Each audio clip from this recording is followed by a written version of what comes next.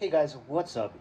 Unrested, I was about to say Inksmith, back again. And I'm just answering a real quick, I guess, comment that I'm getting a lot recently on different social media, and it's about traveling within Japan.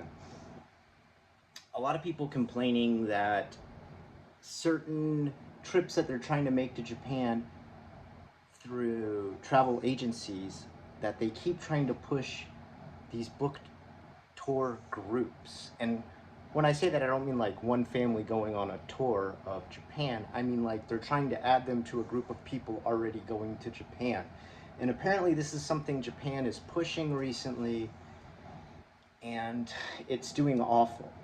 Um, to give you an idea how awful it's doing, in 2019, before we had the pandemic, the amount of tourism that traveled through Kyoto was about 15 million.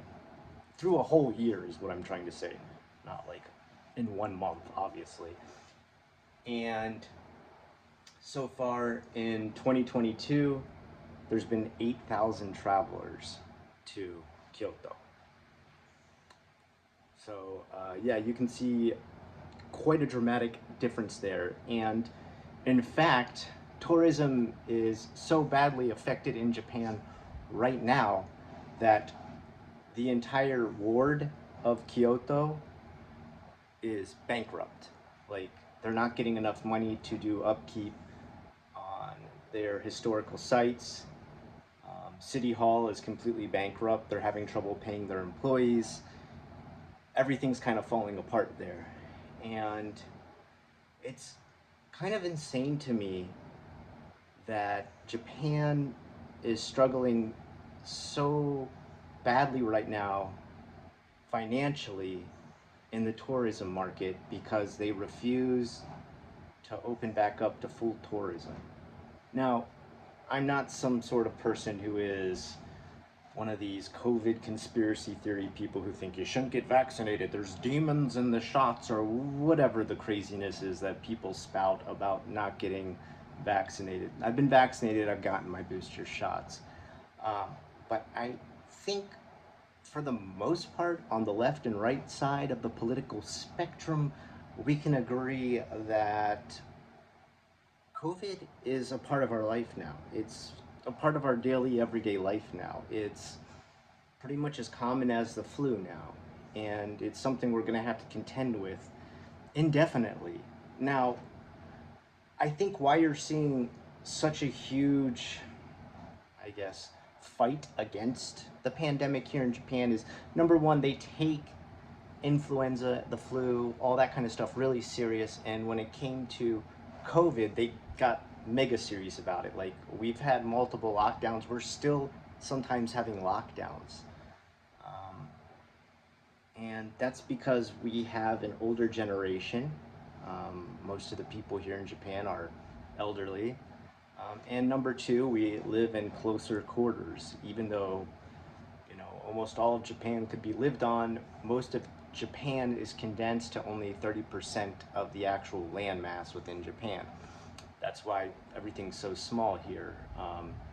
You know, if you don't believe me on that one, New Zealand is 1/3 the size of Japan, and things pretty wide open and lots of space there. There's less of a population, obviously, but they're a country that expands all over the country and uses the landmass they have. Here in Japan, they pretty much block it into 30%. On top of it, um, they're kind of holding back on letting people come over because of TEPCO. And if you don't know TEPCO, that's pretty much the people that dole out electricity here in Japan. And you may have remembered back in, 2011, I believe it was February 13th, if I'm correct, we had the Fukushima earthquake, and the nuclear plants were damaged that were owned by TEPCO, and they haven't done anything to fix it. They haven't put up anything new, and they're still trying to run electricity through less power than they ever had before, and they've hiked up the price to electricity to like almost double what it was in the past. And they're asking people to not turn on their air condition through one of the hottest summers that's ever been in Japan, which is I don't have words to explain how idiotic that is. There's literally like old people dying. Okay, like if they're worried about dying of COVID, how about heat stroke?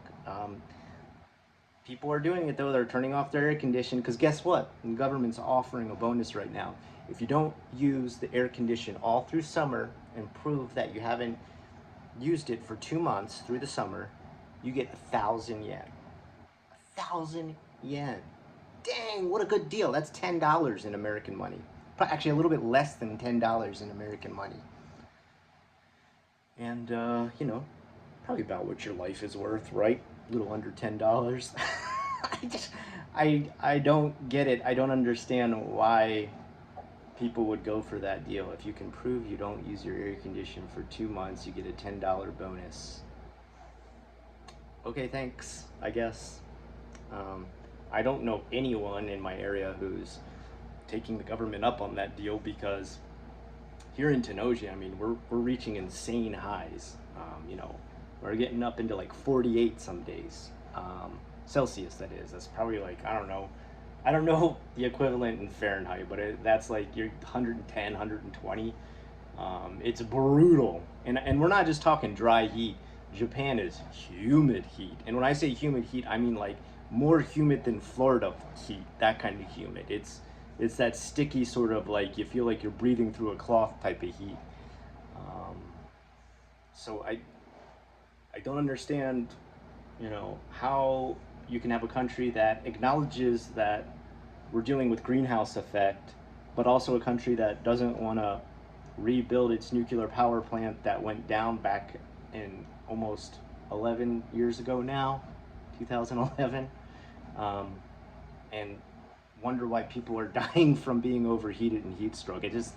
I don't.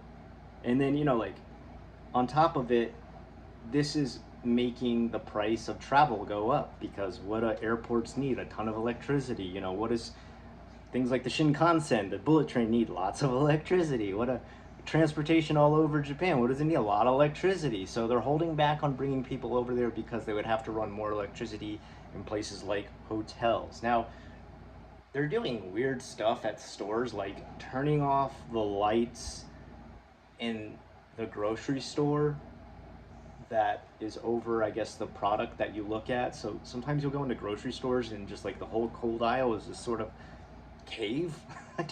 It's so weird. It's like I bet that does help like a little bit. I'm sure like if grocery stores and convenience stores everywhere turn off those lights, that probably does help a little bit, but it's just so strange. We even had a day 2 days ago where we had to have the power turned off at our whole apartment for 2 hours straight. And it's like, why?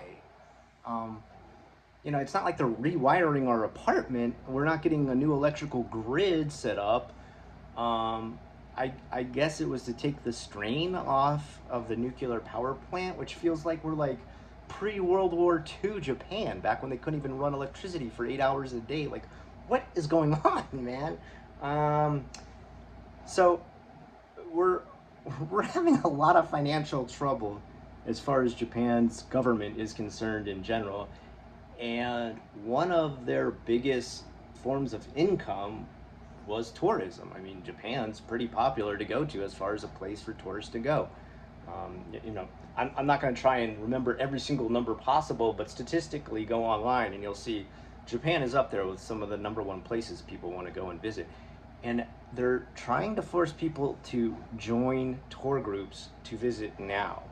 And I think their idea, now I'm not a travel guide or trying to sell package trips, so I don't know this for 100%, but I think their idea is that if they sell it in packages, they can get more people to come and it'll look like a good deal. But I don't know if Japan understands that if Japanese people enjoy travel groups, which I don't really know a ton of Japanese people who do, but I know they do go on package tours. It's kind of popular in Asia in general. Like you go on a tour with a tour guide who can speak both languages, who's bilingual, something that's not common in Japan. But that may be great for Asia. That may be great for Asians in general. Chinese people come here all the time and do it. But I don't think it's something Europeans or Americans or just any Western English speaking country wants to do.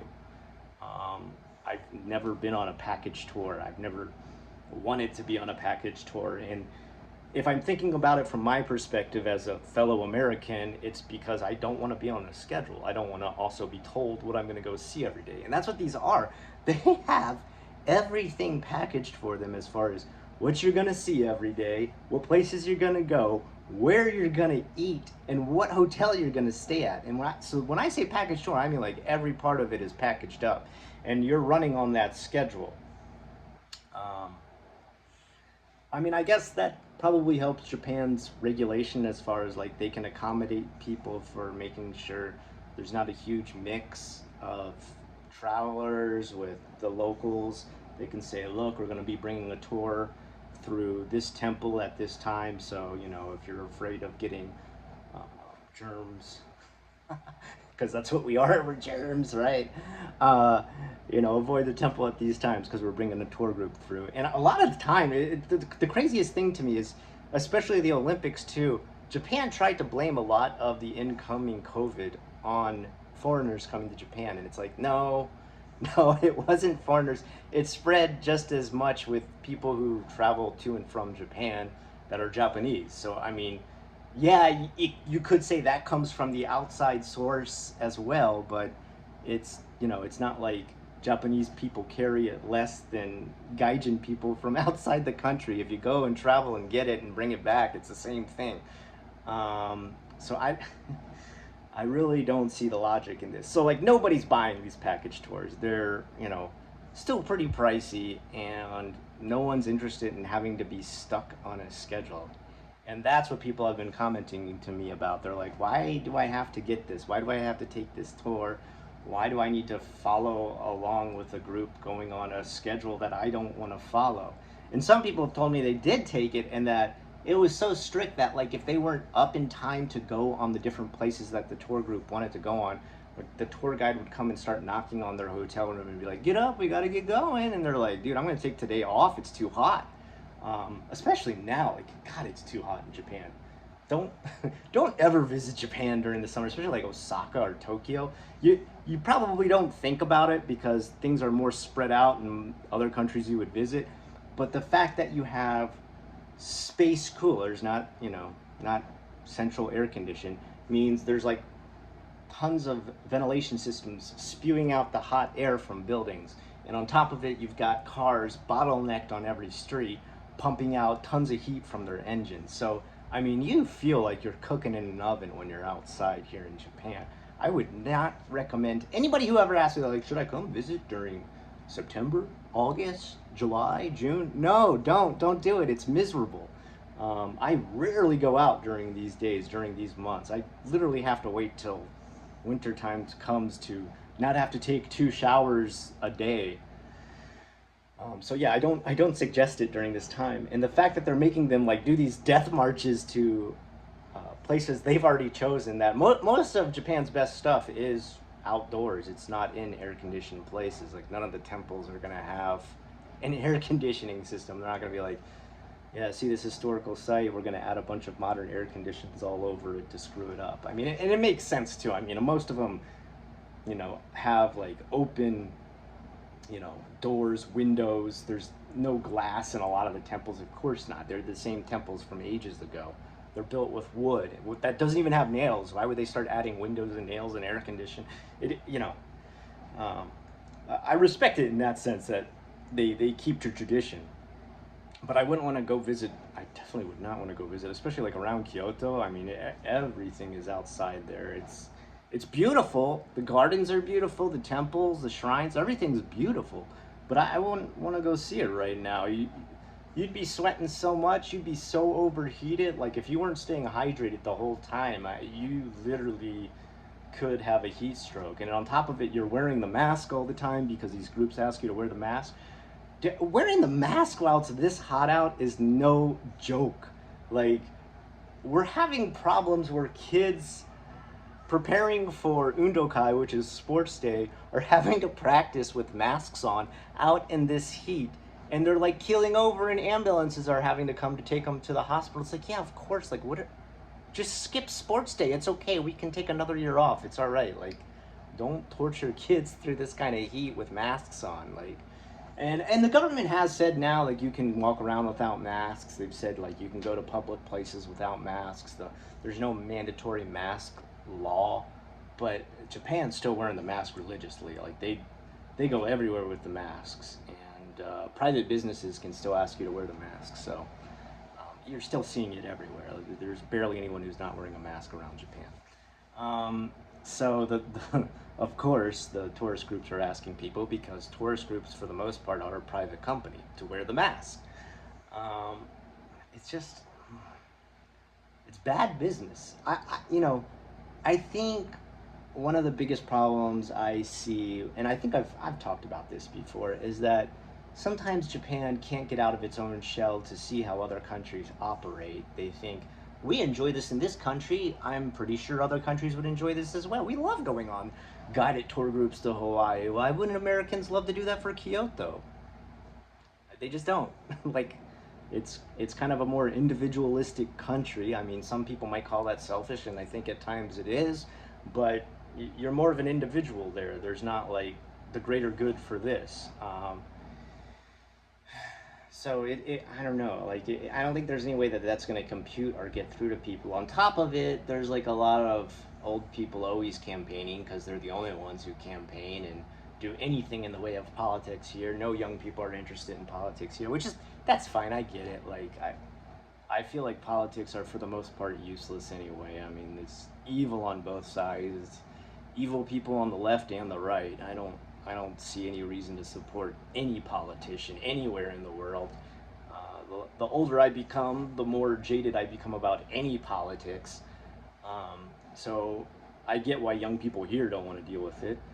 But the old people here are campaigning for trying to keep people out of their area, and that includes travelers. They don't want to even have, and when I say travelers, I don't even just mean gaijin. I mean, they don't want people to come from other prefectures to other prefectures, They want to keep them out of there. They're campaigning for that. They're saying, like, shut down this. But that doesn't work. Like, a lot of these shrines, a lot of these temples, a lot of these historical sites, they survive on the money and donations made to them. They survive on the tickets that they sell to enter these areas, and they're not able to do that. On top of it, because there's a lot of lockout with Japan not accepting a lot of foreigners at this time, a lot of colleges are on the verge of going bankrupt, because they're international students that pay the most money, because God knows if you've ever paid internationally for a college, most times, I say most times because some states may be more expensive than others, you're paying about 4 times more than you would to just go to in-state college. And so they make bank off of those foreign students, but they're not accepting them at some colleges now. The area's not accepting them at some colleges now, or they've just cut off communication with trying to get any foreign students now, which, I mean, if that's killing your bottom line to keep the school open, I'm unsure why you would keep that policy. And that is also the other thing people are writing to me about. The saddest thing, and this is, I don't know how Japan can justify this, is some people actually already paid their tuition and they couldn't go, and they still haven't gotten a refund on their tuition. They said there's just like a policy that there is no refunds.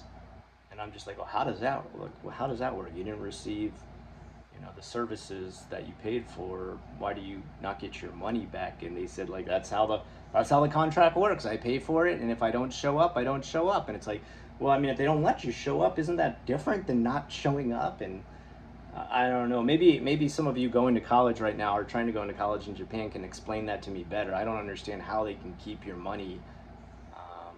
Maybe because there is no legal way you could pursue it unless you tried to hire a lawyer within Japan, and that would probably cost more than getting your money back at that point, trying to do an international law case to get your tuition fee back. And my heart goes out to people who are stuck in that situation, because they've just lost a massive chunk of money and see nothing for it, and they're pissed off. The worst, I think, is any other YouTuber I see supporting this sort of gate closing to any outside gaijin, that they're like, well, whatever, this is Japan's rules. You just got to live with it. Like, if you lost your college fee, whatever. I'm seeing some YouTubers, some that I would still call, I guess, J vloggers like myself, say like, "Oh well, too bad." Like, don't don't do that. Like, come on, man. Like, if that happened to you, if you were in the same situation, you'd be pissed. I'd be pissed. Um, I don't know. Maybe they never went to college. They never had to see how much sometimes college can cost, so they don't understand what kind of money's being lost. I don't know, but I don't think it helps anybody to sit there and be like, "Oh well, too bad, so sad, ha ha ha."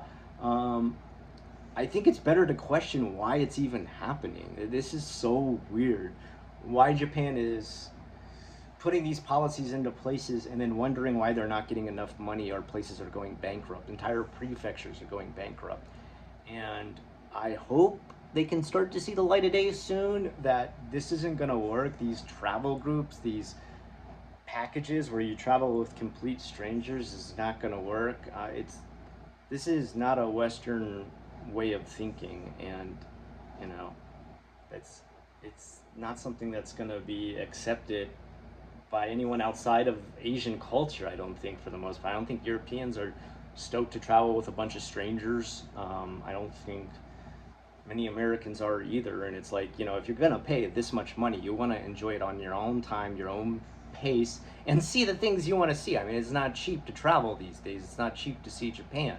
I don't know why you'd want to be forced on a death march through the heat for an expensive price. I don't, I can't comprehend it. So that's the feedback I wanted to give to those asking me about these silly package tours. I'd say, my only advice can be like, wait it out. They're going to eventually have to relent and put these package tours away and open back up to traveling. I also hope that they eventually get to not having lockdowns, to not forbidding people to come into certain areas of Japan. It's kind of disheartening to see this still going on. I hope there is a day we can reach where we just realize COVID is a part of our normal everyday life now. Stay healthy, get your vaccines, stay hydrated, do a little exercise, that helps. Just keep your body in tip-top shape. Do what you can, and hopefully stay safe, healthy, and happy. And maybe one day everything will open back up. It'll change, but I don't know, man. I don't know. It's wild to see the yen keeps dropping and dropping in value because businesses are not doing well here. Somehow my school has survived. I don't know how this school has survived all this time. I really thought COVID was going to kill my school, but somehow I've made it survive. I guess kudos to the Japanese government for looking out for small businesses like mine. That did help, but I don't know what they're doing with the travel thing. Good luck to anyone trying to make plans right now. Please let me know and keep me updated. I don't travel to Japan. I'm in Japan, so I don't always know exactly what's going on. And I only found this out was because my wife has a friend who works in the travel industry. So I just asked her directly. I said, "What's going on that people are writing to me all the time about being pissed off about this travel situation?" And that's what it is. Anyway, looking forward to the future. Sorry for the late reply on this channel. I think I didn't get a video out last week. I've been busy again with Inksmith. If you want to check out more videos by me, I think I just updated Inksmith today. And I'm covering Deaf Noodles, which I'm sure you guys are all huge fans of Deaf Noodles. If you aren't, after watching that video, you will be. Funniest comedian who's ever graced this earth. It is a complete honor to be on the same planet as him. I think I'm going to have another scary story out either, probably not Friday, because Friday is so busy. Maybe I can get one out on the weekend, but if I can't, I promise to have one by next Wednesday, okay? Until next time, have a great rest of the day. I've been Unrested.